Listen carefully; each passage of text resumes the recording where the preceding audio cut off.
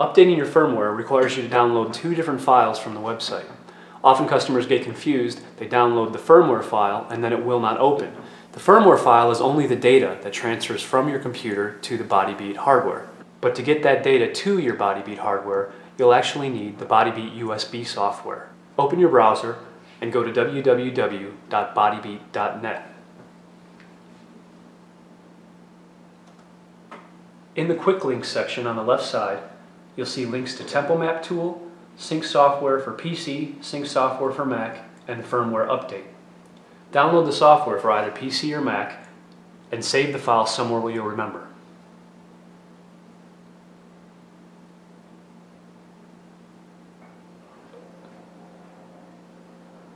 Once the sync software is downloaded, then click on the firmware update to download the firmware. Remember where you've saved the firmware file. Open the BB Sync desktop installer file and click Next or Continue. Use all the default settings.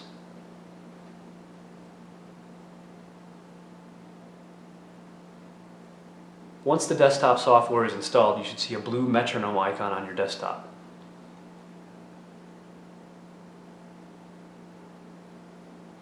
Then hold the Tempo button on your BodyBeat Sync, which is in the upper right corner, while plugging the USB cable in. When the BodyBeat Sync turns on, it should flash updating in the corner to let you know that it's ready for the firmware update. Click on the BodyBeat Sync desktop icon, which is a blue metronome. The software should launch, and there should be a tab that says Firmware Loader at the top with the BodyBeat Sync logo in the center. In Windows XP, you'll have to use the drop-downs at the top to select USB audio device for both MIDI in and MIDI out. Press the load button and browse to the firmware file, which should have the extension .bin. Click the firmware file and press Open. A window will ask you if you're sure you want to update the BBS firmware. Press OK. You'll see a Data Transfer in Progress bar and then a window that says the firmware update was successful. Click OK. Now you can unplug the USB cable from the BodyBeat Sync and power the unit off by holding Shift and Power.